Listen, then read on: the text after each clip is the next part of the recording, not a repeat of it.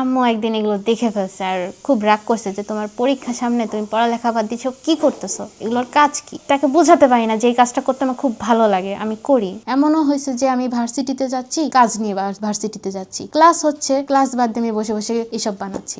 আমি যখন প্রথমে কাগজ কাটাকাটি করতাম, আম্মু তো বলতো যে কাগজ কাটিস না, কাগজ কাটলে কিন্তু রিজিকের পরিমাণ কমে যায়, টাকার পরিমাণ কমে যায়, আয় বরকত আসবে না। কিন্তু আলহামদুলিল্লাহ এই কাগজ কেটেই আসলে আমার রিজিকের রাস্তা বের হয়েছে। এটা যেহেতু ঘরে বসেই করতে হয়, তো আমার খুব একটা কোথাও দৌড়াদৌড়ি করতে হচ্ছে না। আমি মেনলি যেহেতু ফোন দেখে এগুলো শিখছি, আর ডিজাইনগুলো তো আমি পারতাম না, আমি ফোন দেখে দেখে এই কাজগুলো করতাম। তো ফোন এক পাশে থাকতো, পড়ার বই এক পাশে থাকতো, আর মাঝখানে হচ্ছে কাগজ। তো আমি পড়ালেখা বাদ দিয়ে কাগজ দিয়ে কাজগুলো করতাম। সে একদিন রেগে কাগজ যা আছে সব নিয়ে ফেলে দিছিল, ফোন নিয়ে এক আছাড় মারি ভেঙে ফেলছে যে কি ফোন দেখে দেখে কি সব বানায়, কোনো কাজের না। যেটা থেকে আমি শিখবো, জিনিসটা দেখে আমি শিখবো, সেই জিনিসটা আম্মু একদম নিয়ে ভেঙে ফেলছিল। ক্লাস 9 থেকে যখন শুরু হয়েছে, আমি যখন এই জিনিসগুলো বানাতাম, তো আমি ক্লাস 9 থেকে যখন এগুলো বানাতাম, আমার হাতের কাজ মাশাআল্লাহ অনেক সুন্দর ছিল, যার কারণে যাই বানাতাম মানুষ খুব পছন্দ করতো।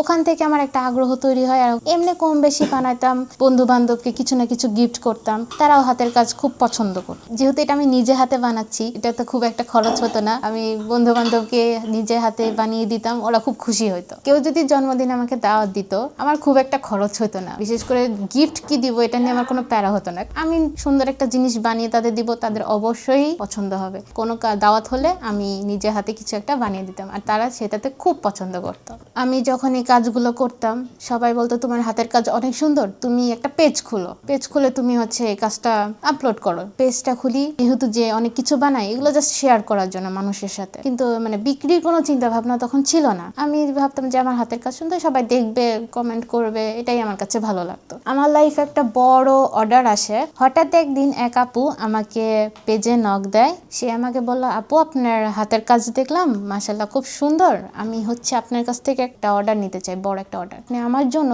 প্রায় 200টার মতো একটা কার্ড বানাবেন, যেটার মধ্যে কুইলিং আর্টটা থাকবে। এটা হলো উইশ কার্ড, এখানে এরকম কার্ড সিস্টেম আছে, এখানে যা মনে চায় সে তার মনের মতো লিখতে পারবে। এই টাইপের কার্ড আমাকে আপু বললো 200টার মতো বানিয়ে দিতে হবে, প্রায় 20টার মতো ডিজাইন। আমাকে সময় দিছিল প্রায় 1 মাসের মতো। তো আমি যেহেতু এই কাজটা করিনি কখনো, 1 মাসে কিরকম সময় লাগে আমার খুব একটা জানা ছিল না। তো আমি অনেক হিসাব নিকাশ করে দেখলাম, আমার হাতে কাজ শেষেও দেখি 10 দিনের মতো সময় থাকে। পরে বানাতে বানাতে দেখি কি অলমোস্ট 15 দিন হয়ে গেছে, মাত্র 20টা কার্ড বানাতে পারছি। 10 দিন হলো মাত্র 20টা কার্ড বানিয়েছি, বাকি দিনগুলোতে কিভাবে কভার দেবো আমি বুঝে উঠতে পারতেছিলাম না। আমার খুব ভয় লাগতেছিল এই ব্যাপারটা নিয়ে, যে আমি কিভাবে শেষ করব।